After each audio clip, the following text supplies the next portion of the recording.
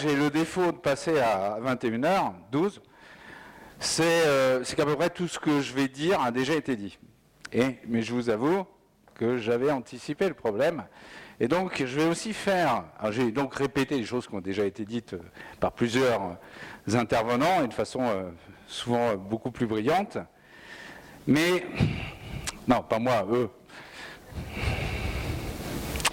Mais je vais faire quelque chose qu'ils n'ont pas osé faire. Je vais vous faire des calculs.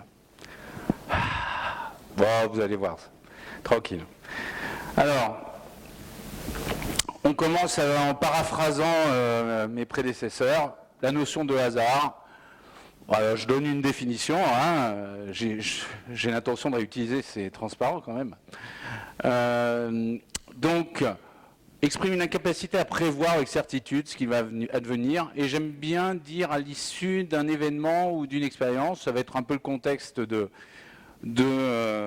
mon exposé, et bien sûr, l'exemple bateau, c'est le tirage de dés. Et donc, ça a été évoqué déjà plein de fois, dans son sens commun, donc je ne m'étends pas, mais il est souvent mis en opposition avec le déterminisme, et dans ce contexte-là, le mot hasard et déterminisme a été défini plusieurs fois.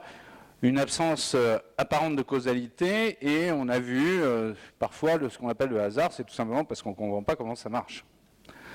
Alors, on va quand même interroger quelques personnes brillantes sur le hasard, et notamment sur savoir s'il existe déjà. Alors, encore une fois, d'autres ont été invoqués.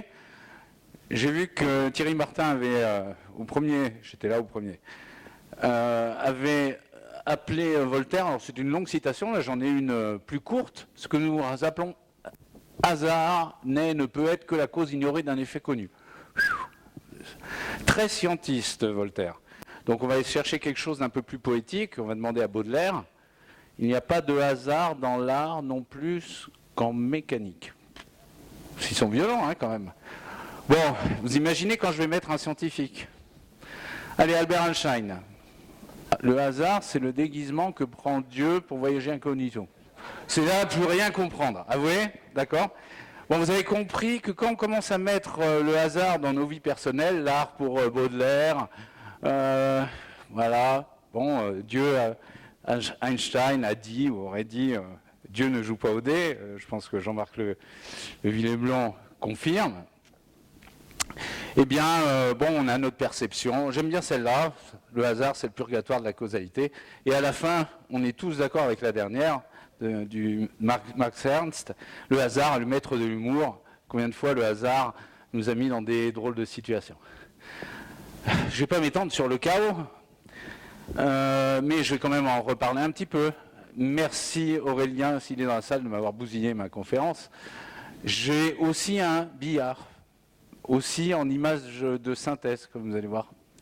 Les équations de la mécanique classique de Newton sont déterministes au sens où la connaissance parfaite des conditions initiales d'un système implique la connaissance parfaite, j'aurais dû le mettre en gras et souligner en bleu et tout, de son évolution future. Bon, ça, je pense qu'à force d'avoir vu 9-10 conférences maintenant, vous devez avoir compris que la mécanique de Newton, si vous connaissez tout, hein, comme Laplace nous a expliqué, si vous connaissez tout à un moment donné, vous connaissez tout dans l'avenir. Malheureusement, en fait, ça ne sert à rien, même si c'était vrai, parce qu'il y a plein de systèmes dans la nature qui sont chaotiques. Je vais vite là, hein, vous en avez entendu parler. Qui est un système donc, qui est extrêmement sensible à ses conditions initiales. Alors, je vais vous faire une vidéo, vous allez voir, Aurélien, normalement, devrait être jaloux. Donc, est très sensible à ses conditions initiales, au sens où si je fais une toute petite différence dans les conditions initiales, bah, très rapidement, les trajectoires vont diverger. Alors, avouez que si vous avez assisté à la deuxième conférence, qui était celle d'Aurélien Alvarez, il avait un billard 3D, là vous allez voir, c'est quand même autre chose. Alors, il avait un billard avec plein de billes. Moi, je fais beaucoup plus fort, j'ai un billard avec une seule bille. Et vous allez voir, la seule chose que je change, ça va être la forme du billard. Donc là, un billard traditionnel, rectangulaire, et un billard, en gros, coupé, là, un demi-cercle. Et je vais lancer la même bille, mais je vais mettre sur la même photo, on va dire, sur le même film, deux trajectoires de la même bille, une où elle part de là et une où elle part de là plus un tout petit décalage de sa vitesse. C'est-à-dire la vitesse est un tout petit peu différente. Pareil ici dans ce billard. C'est parti. Alors là, Aurélien, accroche-toi. Hein. Et vous voyez, donc au début, ça se suit. Et regardez, Aurélien, ça va, tu tiens le coup? Et là, vous voyez très rapidement, voilà, le billard traditionnel ne s'éloigne pas. Et là, vous voyez, impossible. Donc là, en fait, vous voyez que les deux points de départ, bon, j'aurais pu dire, bon, la vitesse est un peu différente, mais elle va terminer pas très loin. Là, dans l'autre vidéo, c'était imprédictible. Je vous montre maintenant quand on fait partir les deux particules à une petite distance, pas tout à fait au même endroit. Et là, vous voyez, là, c'est, ça y est, les deux, d'être partis à un endroit différent, ça fait des trajectoires complètement différentes, alors que là, en fait, on peut montrer que les particules ne vont même jamais s'éloigner. Vous avez une image très simple, la différence entre un système chaotique et un système qui ne l'est pas. Alors là, pratiquement une caricature, hein, bien sûr. Le hasard dans la vie quotidienne. En pratique, nous sommes entourés et sommes... Alors là, je vais faire plusieurs conférences que vous avez vues aujourd'hui en transparent, beaucoup plus concis que ces gens-là. En pratique, nous sommes entourés et sommes constitués d'assez de systèmes chaotiques pour que la vie nous semble constituer une succession de hasards. Donc, vous inquiétez pas, si vous pensez que le déterminisme classique veut que vous êtes inquiet pour votre libre arbitre grâce au chaos, en fait, pas d'inquiétude.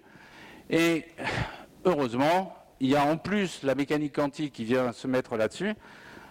Je vous donne le résultat, on va dire, qualitatif principal de la mécanique quantique, c'est qu'à l'échelle quantique, donc ça veut dire qu'on va dire à l'échelle atomique, hein, à l'échelle du milliardième de mètre et en dessous, eh bien, donc la physique quantique est nécessaire, la physique de Newton là, ne s'applique plus, et les lois de la physique sont, alors ça c'est un peu compliqué ce que j'écris, mais je vais le préciser, sont déterministes mais intrinsèquement probabilistes. Ça paraît des termes antagonistes.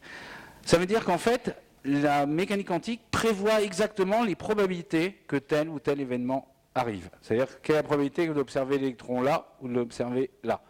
Voilà. Et ça, la mécanique quantique donne exactement, entre guillemets, ces probabilités.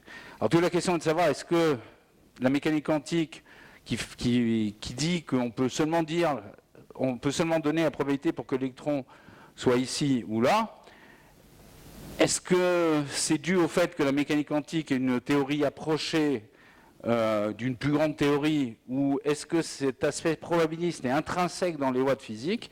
Mais aujourd'hui, le consensus, c'est plutôt la seconde chose. Il y a eu des tests extrêmement contraignant sur l'aspect probabiliste de la mécanique quantique, et il semblerait qu'ancré dans les lois de la physique, eh bien, cet aspect probabiliste soit réel.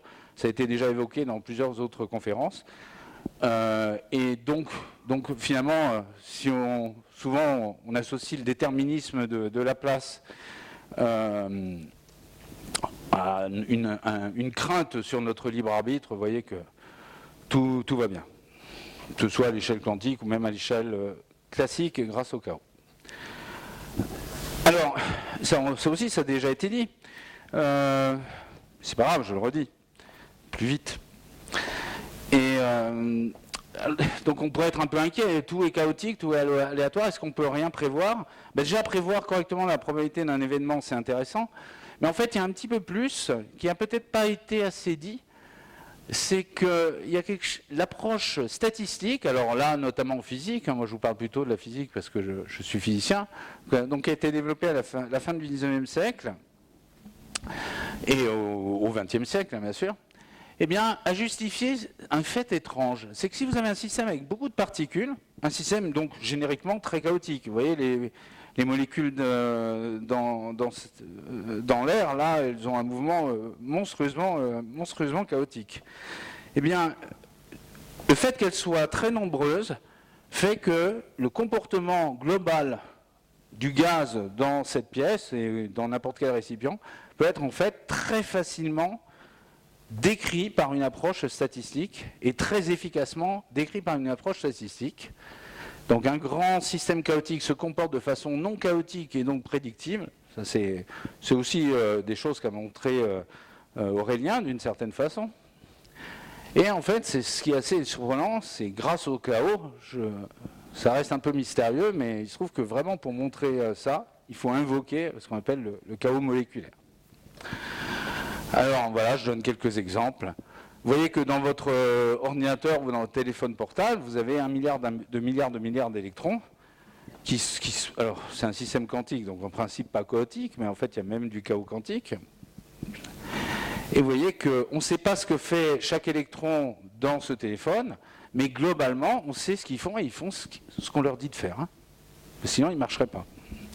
Donc, heureusement, malgré le chaos, l'aléatoire et tout ça, tout n'est pas imprédictible. Hein. Alors j'en arrive à mon morceau de choix, les probabilités. Je voudrais quand même vous donner une appréhension un peu plus précise de ce que sont les probabilités. On a eu quelques chiffres, une chance sur 6, qui ont été cités. Et donc, je voudrais d'abord parler de probabilité d'un événement où il n'y a pas besoin d'avoir fait une expérience sur l'événement pour connaître a priori ou pour supputer sa probabilité. Alors vous avez un exemple bien connu, c'est le dé non pipé. Si je vous donne un dé, vous vous attendez à ce qu'il ait une chance sur 6 de tomber sur chacune de ces 6 faces. Bon, et puis vous avez des probabilités plus exotiques. Vous attendez à ce que il y a 13 millions dans le loto, 14 millions presque de combinaisons, d'avoir une chance sur 14 millions de gagner, ou d'avoir un jeu de cartes entièrement de la même couleur.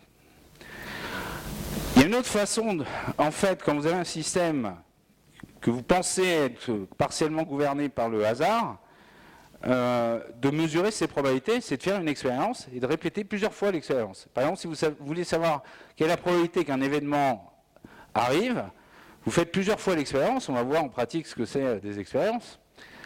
Donc vous faites plusieurs fois l'expérience et vous regardez combien d'expériences arrivent avec le résultat divisé par le nombre d'expériences. Par exemple, sur le dé, si vous tirez n fois le dé, vous attendez à ce que le nombre, la probabilité que la face tombe sur le 1 soit 1/6, j'aurais pu rajouter 1/6 égale le nombre de fois où il est tombé sur le 1 divisé par le nombre de fois où j'ai tiré le dé. Donc ça c'est assez important parce que même quand vous ne savez pas exactement si votre système est vraiment aléatoire, etc., ou que ça ne vous intéresse pas trop, en fait, vous pouvez lui associer des probabilités qui sont parfois d'ailleurs fictives. Par exemple, un exemple, si vous tirez quelqu'un au hasard dans le bottin, eh bien, vous devriez trouver qu'il y a une probabilité de 0,516 que ce soit une femme. Et alors, pour vous donner une appréhension, hein, quand je dis que c'est une probabilité de 0,516, ça veut dire que 51,6% de fois, j'ai tiré le nom d'une femme. Je suis fatigué, hein, désolé. Moi, je suis là depuis midi, hein, d'accord ? Donc il faut comprendre que quand on dit une chance sur 10, c'est la même chose qu'une probabilité de 0,1, et c'est la même chose que de dire à 10%. C'est un mauvais exemple.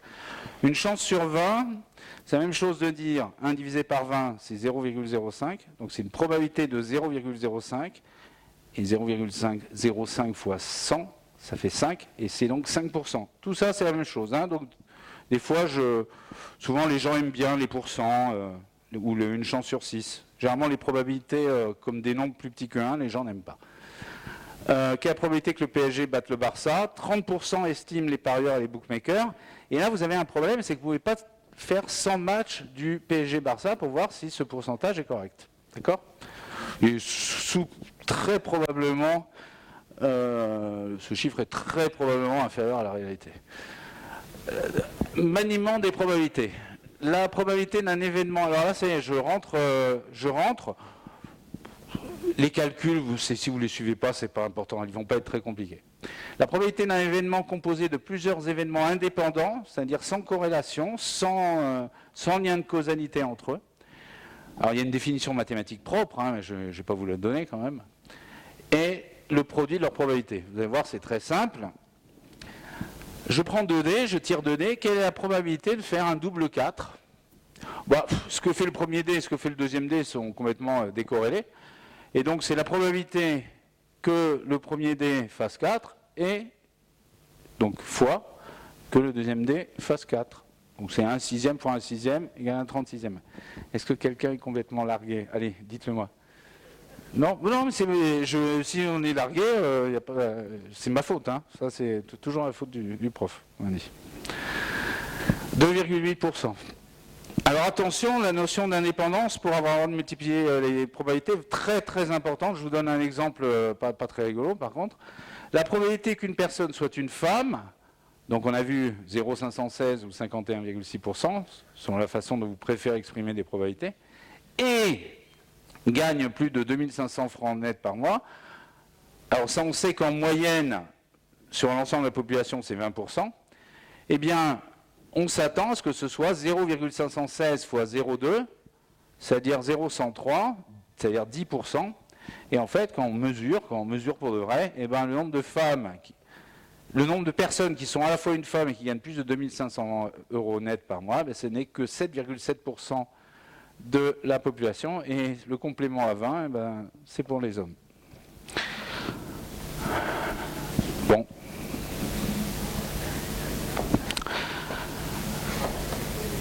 Alors, j'ai fait on multiplie les probabilités. Et maintenant, qu'est-ce qui se passe si... Quelle est la probabilité pour qu'un événement ou un autre apparaisse? Alors, je parle maintenant d'événements exclusifs, c'est-à-dire qu'ils ne peuvent pas arriver du tout en même temps, qui n'ont pas de partie commune. On va voir des exemples très simples. Dans ce cas-là, on ajoute les probabilités. Vous allez voir sur des exemples que c'est un peu évident. Quelle est la probabilité qu'un humain soit une femme ou un homme? 0,516 plus 484, et la somme des probabilités, on a épuisé tous les cas possibles, vaut 1. Plus dur, concentrez-vous. Parce qu'il est tard, regardez. Quelle est la probabilité? Je ne vous ai pas fait avec le 7, mais sachez que le craps, c'est jouer avec le 7, et ce genre de calcul de probabilité est très important quand vous jouez au craps. Alors la probabilité, quelle est la probabilité que la somme des faces de 2 dés, des 2 dés que vous avez lancés, soit égale à 9? Si vous réfléchissez, ce n'est pas si compliqué. Pour que la somme des 2 dés soit égale à 9, il faut qu'il y ait par exemple un dé qui vale 6 et l'autre qui vaille 3, ou le premier dé vaut 5 et le deuxième vaut 4, ou c'est l'inverse, ou le premier dé vaut 3 et là, faute de calcul, 6. Et vous voyez qu'il n'y a pas d'autre combinaison. Et donc et là, on les ajoute parce que c'est bien des événements qui sont complètement disjoints. Et on a vu tout à l'heure que la probabilité que ce dé tire 6 et celui-là tire 3, c'est 1/6 fois 1/6, et là on multiplie parce qu'il y a un et. Et vous voyez, ça fait 4 fois 1/6 fois 1/6, ça fait 4/36, 1/9, 11%. C'est pas la fin, c'est le calcul le plus compliqué que je vais vous faire faire. Quelques grands noms qui ont été cités pour la plupart, à part Cardan en fait, je pense. C'est le premier qui aurait fait un calcul très très proche des mathématiques, des probabilités modernes, mais il l'a fait très ponctuellement. Et on attribue, on va dire, la naissance des probabilités à des discussions entre Pierre de Fermat, le mathématicien toulousain, et le penseur et mathématicien Blaise Pascal. Et en fait, la motivation de Blaise Pascal, c'était d'aider l'un de ses amis qui jouait des jeux d'argent et qui avait des gros problèmes et qui voulait augmenter justement ses performances. Et en fait, c'est un domaine qui est vraiment né des discussions entre ces deux amis. Et puis, donc, après, je cite quelques personnes. Christian Huygens, l'un des plus grands génies de la physique, l'inventeur de l'horloge, des contributions très importantes en optique, en astronomie. Pierre-Simon Laplace, qui a déjà été abondamment cité. Et à l'échelle un petit peu plus moderne, j'ai vu son nom a déjà été cité, Kolmogorov, le russe.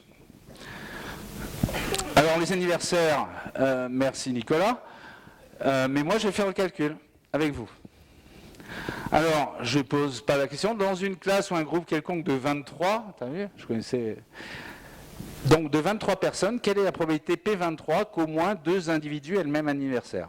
Alors maintenant, vous connaissez la réponse, il vous l'a dit, c'est plus de 50%, tout juste. Donc je vous enlève le à votre avis, mais vous allez avoir des à votre avis dans la question d'après. Et alors je vous fais le calcul, et vous allez voir, c'est tout simple.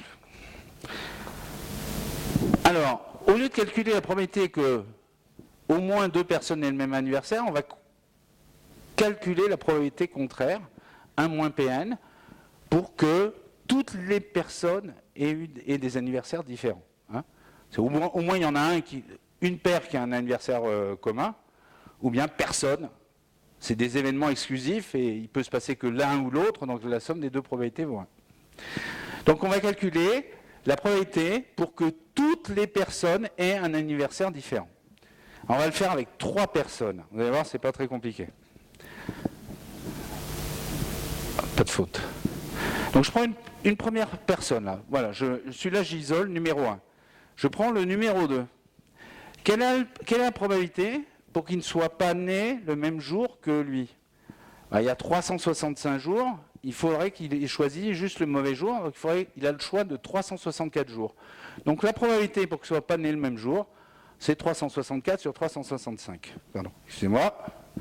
On voit? Donc maintenant, ça y est, on a pris 1 et 2, et maintenant 3. Alors maintenant, 3, on veut qu'il soit né ni le jour de celui-là, ni le jour de celui-là. Donc il lui reste combien de jours?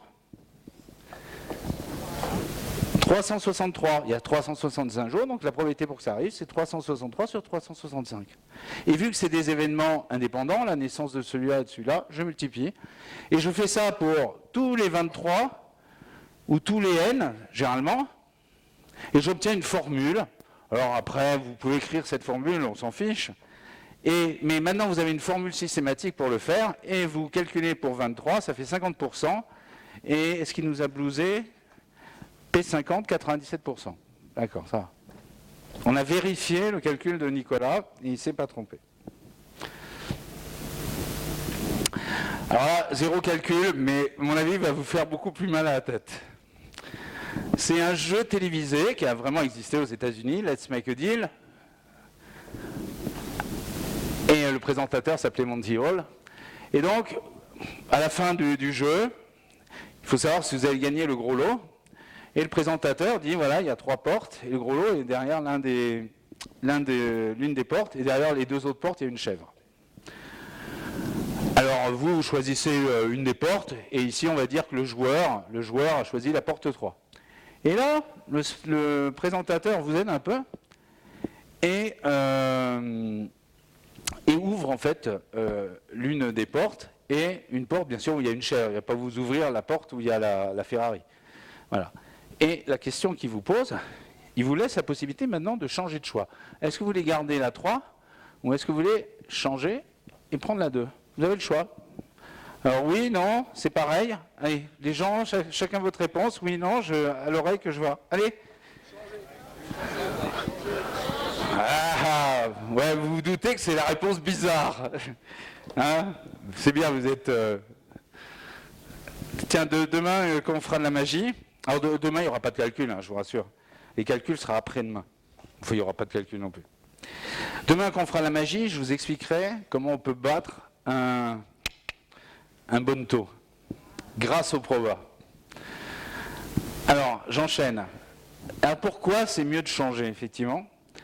Alors, je vais vous faire que le raisonnement le plus simple. Dans la présentation qui est téléchargeable sur la page web du labo, vous avez d'autres arguments, et le dernier est plus convaincant. Mais je suis en retard comme d'hab, donc je vous fais que le plus simple, mais en fait qui est tellement simple qu'il paraît suspect. Initialement, le joueur avait une chance sur 3 de trouver la bonne porte. Ça vous va? Donc ça veut dire que la Ferrari avait 2 chances sur 3 de se trouver derrière la porte 1 ou 2. Parce qu'elle a une chance sur 3 de se trouver derrière la porte 3. Si elle n'est pas derrière la porte 3, c'est qu'elle est derrière la porte 1 ou 2. Ça vous va? Donc dans ce bloc, il y a 2 chances sur 3 que la Ferrari soit là. Maintenant, le présentateur ouvre la porte. Ça a changé quelque chose? La Ferrari, elle a sauté? Elle a sauté? Ben non. Et donc, si avant il y avait 2 chances sur 3 pour que la Ferrari soit dans ce bloc, eh ben, il y a toujours 2 chances sur 3 pour que la Ferrari soit dans ce bloc. Sauf que maintenant, cette porte est ouverte et il y a une chèvre derrière. Donc, ça veut dire que la Ferrari a 2 chances sur 3 derrière la porte 2 et une chance sur 3 derrière la porte 3. Et donc, ce n'est pas minime la différence. Il y a 2 fois plus de chances qu'elle se trouve derrière la porte 2 que derrière la porte 1, juste par cette ouverture de porte. Alors, le bon argument est donné en deuxième page, en bas, le principe du moindre choix dû à Borel, qu'il avait appliqué au bridge. Qui joue au bridge? Qui connaît le principe du moindre choix? Est-ce qu'il faut faire l'impasse à 9? Non, bon. Je vais vous parler, alors Buffon aussi s'est intéressé très tôt aux probabilités. Alors bon, c'était pas son métier principal hein, en tant que naturaliste, mais voilà l'expérience de l'aiguille de Buffon, et qui, sous cette forme que je vais vous montrer, avec à nouveau une animation vidéo avec des images de synthèse extrêmement évoluées, nous allons mesurer pi avec les probabilités. Alors regardez, je prends un grand nombre d'aiguilles, n, on va dire vous prenez une centaine d'aiguilles ou d'allumettes, et vous calculez leur longueur, et vous arrivez dans votre salon, il y a du parquet, et vous lâchez les aiguilles sur le parquet, et vous comptez combien d'aiguilles sont à cheval entre 2 lattes du parquet. D'accord? Eh bien, un petit calcul qui est fait à la fin de la présentation, que je ne fais pas ici, ce n'est pas très intéressant, mais le calcul est en fait très très simple.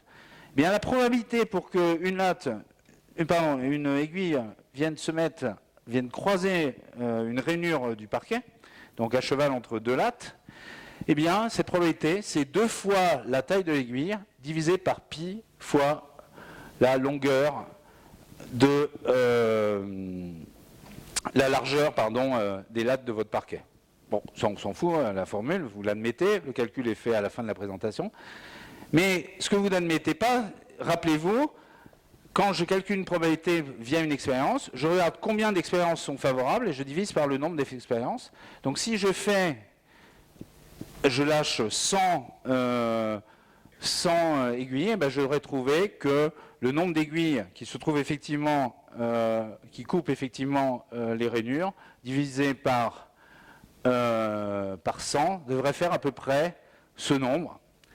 Alors selon la valeur de A et de la largeur des lattes du parquet. Quelque chose que mes confrères ont un peu omis, c'est de vous dire l'erreur. L'erreur, c'est en 1 sur racine du nombre d'expériences. Excusez-moi, c'est un grand N ici. C'est-à-dire que quand vous faites, c'est un peu l'explication du sondage. Là, vous faites un sondage, hein, si vous réfléchissez. Hein. Je fais un sondage. Les aiguilles qui sont entre les lattes, elles sont de droite, et celles qui sont à travers les lattes sont de gauche. Et je regarde, et je veux savoir si je suis proche de la valeur 1 sur pi. Et l'erreur, ben, on peut montrer que l'erreur, c'est de l'ordre de 1 sur racine de n du nombre de personnes que vous sondez. Et donc, effectivement, pour 1000 personnes, ben, ça fait à peu près, en fait, ça fait 1% et demi. Alors, regardez mon film un peu. Donc, dans mon film, je vais lâcher des aiguilles. Alors, au début, lentement, puis après, de plus en plus vite, parce que sinon, je vais en lâcher 1 million à la fin. Aurélien? Alors vous voyez là, 61 aiguilles, il y en a 25 qui sont en vert, celles qui ont coupé, en rouge celles qui n'ont pas coupé. J'ai pris la taille de l'aiguille 2 fois plus petite que la largeur du parquet. Et donc la probabilité vaut 1 sur pi, et donc je trace l'inverse de la probabilité. Et vous voyez, là on a déjà déposé 800 aiguilles. Wow, pi c'est pas mal. Là je vais beaucoup plus vite. J'en dépose, et je m'arrête là, parce que sinon on ne verra plus rien. Et là, regardez, j'en dépose 300 000, 400 000, 500 000, 600 000. C'est en vitesse réelle d'un ordinateur qui n'avance pas. Pi égale 3, 14, 25. Bon, vous voyez que c'est marrant. On peut mesurer pi avec des expériences. Derrière cette simulation, en fait, il y a ce qu'on appelle les simulations Monte-Carlo, qui sont aujourd'hui un outil utilisé par tous les scientifiques et énormément d'ingénieurs. Donc c'est en fait cette petite simulation, ce petit film, il y a énormément d'applications en fait de cette idée. Et je vais terminer sûrement en fait avec ce problème, puisque de toute façon mon dernier problème, Nicolas me l'a bousillé aussi. Et celui-là, il est quand même très très rigolo. Je vais vous donner la meilleure stratégie pour ou bien trouver une maison, ou bien vous marier, ou bien choisir un candidat. Par exemple, si vous voulez recruter quelqu'un. Alors, et en fait, c'est, sans le savoir, la méthode qu'a utilisée Kepler. Vous avez entendu parler de Johannes Kepler, le grand astronome. Et en fait, sa première femme est morte, et après une période adéquate, il a décidé de se remarier. Et en fait, il avait eu un mariage heureux, mais un mariage forcé. C'est-à-dire, ses parents l'avaient forcé à épouser Madame. Et donc, la deuxième fois, il était devenu Kepler. Il a dit quand même, bon, Kepler, là, maintenant, je vais prendre les choses en main et je vais faire ça bien. Et il a fait une liste un petit peu des connaissances autour de lui. Il a identifié 11 femmes qui étaient à peu près mariables. Et la question, c'était laquelle choisir. Alors là, vous allez voir, vous allez rigoler, mais vous allez voir un problème qui vous est arrivé dans la vraie vie. Donc vous avez 11 femmes à choisir. Alors ça, c'est pour Kepler. Si vous êtes dans un cabinet de recrutement, vous avez 11 candidats à choisir. Et si vous cherchez une maison à acheter, vous n'allez pas visiter 500 maisons. Donc vous donnez un objectif de visiter un certain nombre de maisons. Et le but, c'est à la fin de trouver le meilleur candidat, la meilleure femme ou la meilleure maison. Alors, le gros problème, c'est qu'après chaque interview, vous devez choisir de garder ou de ne pas garder la personne. Si vous regardez pour le marché immobilier, c'est assez clair. Quand le marché, on va dire, est un peu chaud, vous allez visiter une maison, elle est pas mal, mais ça se presse au portillon derrière. Donc, bon, allez, vous allez en visiter 3 ou 4 autres, puis vous dites, finalement, elle était bien, vous revenez, elle est vendue. Donc là, pareil, ça peut arriver pour le recrutement. Et pour Kepler, c'est encore plus évident. Vous commencez à discuter avec une charmante demoiselle, puis après vous allez discuter à la deuxième. Ça va être dur de revenir et lui dire non, mais en fait... voilà. Et donc, quelle stratégie adopter pour maximiser la probabilité de choisir le tout meilleur candidat? Je veux le meilleur candidat, mais je ne sais pas à quelle hauteur il est. C'est la vraie vie. Et vous voyez un dilemme, je suis sûr que vous avez tous déjà rencontré ça.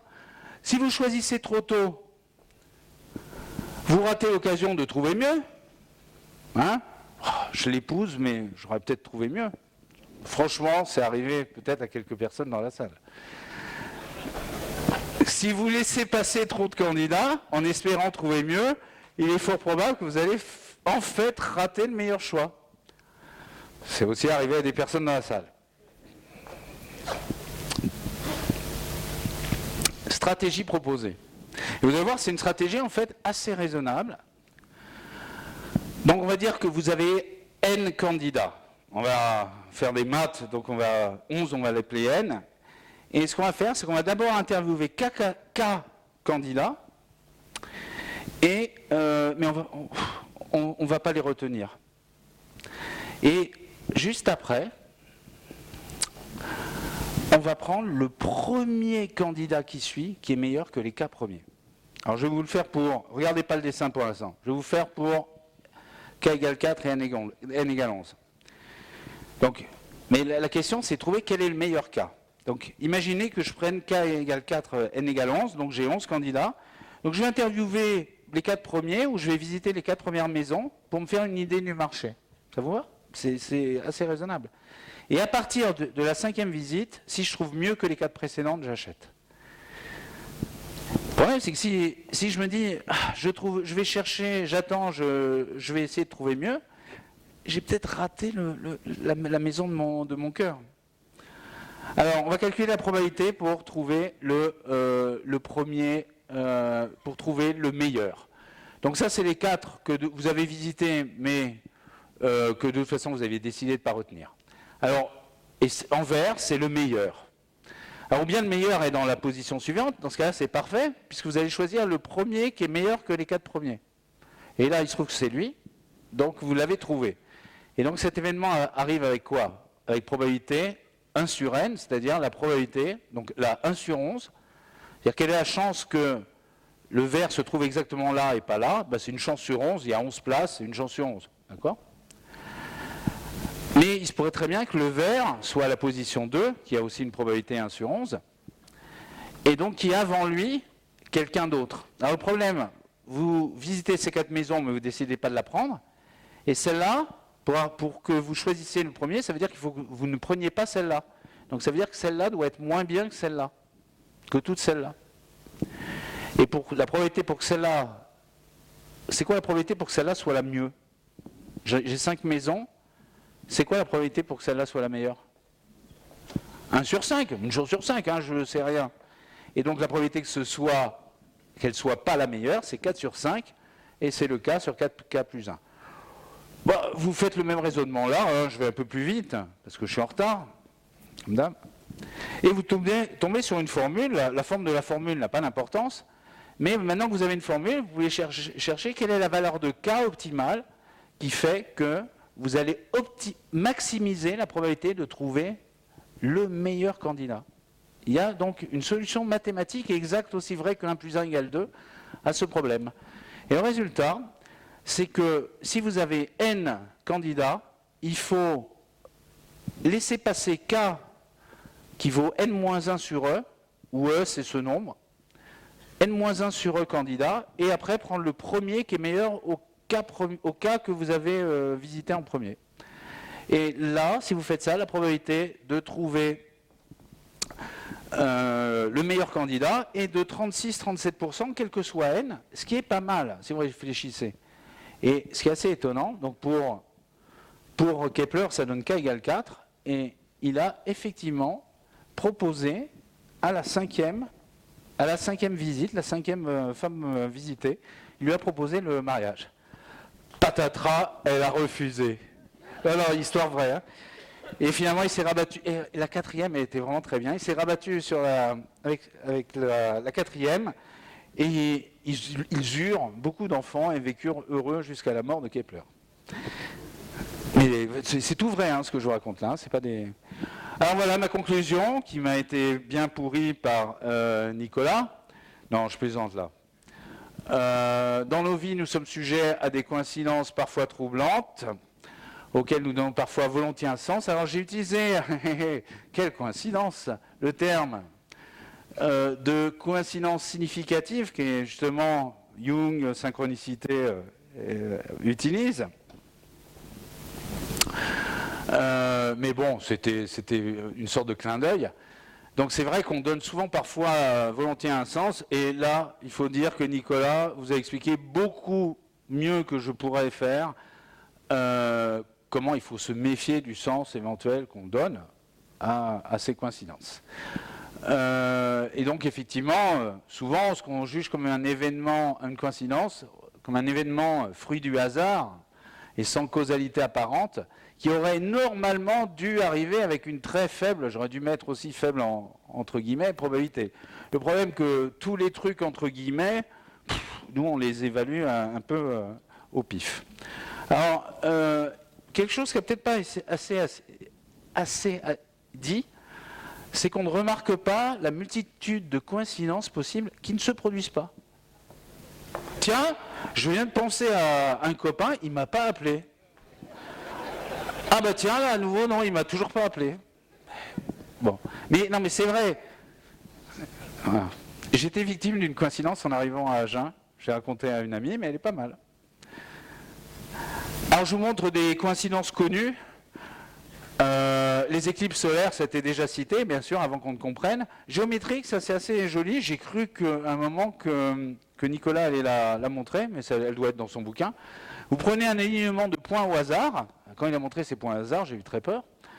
Et alors là, il y a 600 points, pardon, il y a 269 points. Et vous commencez à regarder, à tracer des lignes quand 4 points sont alignés. Oh, 4 points alignés, ça c'est... Et en fait, vous imaginez, 269 points, et là, dans une configuration typique, 607 alignements de 4 points. C'est pas du tout une coïncidence, vous voyez. Alors, je vais vous donner, je termine avec ça. C'est vraiment la dernière. Et là, je suis content, parce que Nicolas ne l'a pas calculé. Il a dû la calculer dans son bouquin. Quelle est la probabilité? Et je crois qu'il a vraiment cité cet exemple, mais c'est un exemple commun. Et c'est un exemple tellement commun que ce n'est pas une coïncidence qu'on y ait pensé tous les deux. Parce que combien de fois on m'a dit « Ah, non, tu sais pas quoi, Clément? J'ai pensé à, bien sûr pas à ma fille ou à ma mère, parce qu'elle elle m'appelle toutes les 3 minutes, mais à une bonne amie, une bonne connaissance, on va dire l'une de vos 10 connaissances, mais les plus importantes, mais j'ai mis connaissance, j'ai pas dit votre fille qui vous appelle toutes les 2 minutes. Hein, donc, hein. Et donc, quelle est la probabilité que vous pensez à l'une de vos 10 connaissances les plus importantes et que celle-ci vous appelle moins d'une minute après? Alors, on va faire un calcul et vous allez voir, le calcul est trivial. On va appeler C le nombre de connaissances importantes qu'on va garder, on va dire les 10 principales. T le nombre moyen de coups de fil reçus par jour de celle-ci. Je parle quand même de gens proches, hein, mais pas votre fille qui vous appelle toutes les 3 secondes. Vous pouvez l'inclure si vous voulez. Et P, le nombre de fois par jour vous pensez à l'une des personnes que vous aimez quand même et qui vous sont proches. Et donc, la probabilité pour que dans une minute donnée, vous pensiez à cette personne, c'est le nombre. Alors, juste une petite remarque, pourquoi 1000? Parce que vous avez 1000 minutes d'activité par jour. Donc on va dire que vous pensez potentiellement à des gens pendant 1000 minutes par jour. Donc, le nombre moyen de coups de fil que vous recevez par jour, par minute, c'est T divisé par 1000. Le nombre de fois où vous pensez, si vous pensez une fois par jour à quelqu'un de vos 10 connaissances, ça veut dire que chaque minute, vous avez probabilité 1 millième de penser à quelqu'un. C'est pas beaucoup, hein, c'est pas beaucoup. Et puis, la probabilité qu'il faut que non seulement vous pensiez à quelqu'un qu'elle vous appelle, mais que ce soit la même personne. Donc, il faut diviser par le nombre de connaissances. Et puis, alors maintenant, je vais calculer la probabilité pour que ça n'arrive jamais pendant l'année. Alors, j'utilise le même truc tout à l'heure. Quelle est la probabilité pour que... Ça, c'est la probabilité pour que ça arrive à 7 minutes. Quelle est la probabilité pour que ça n'arrive pas à 7 minutes? C'est 1 moins ça. Et quelle est la probabilité pour que ça n'arrive à aucune minute pendant 365 jours? C'est ça, c'est des événements indépendants, hein, les minutes. Et donc, je mets ça à puissance 365 000. Et donc, quelle est la probabilité pour que ça arrive encore au moins une fois? C'est 1 moins ce truc. Vous prendrez ça calmement quand j'aurai fini. Et vous faites avec T égale 2, on vous appelle 2 fois par jour. Vous pensez, allez, 3... Après, vous pouvez changer les nombres hein, pour voir ce que ça donne. Vous pensez 3 fois par jour à des gens et vous avez 10 connaissances. Et à la fin, vous trouvez P égale 20%. Donc il y a une chance sur 5 pour que ça vous arrive dans l'année. Donc ça doit vous arriver en gros une fois tous les 5 ans. Rien d'extraordinaire. Voilà. Et ceci est ma conclusion.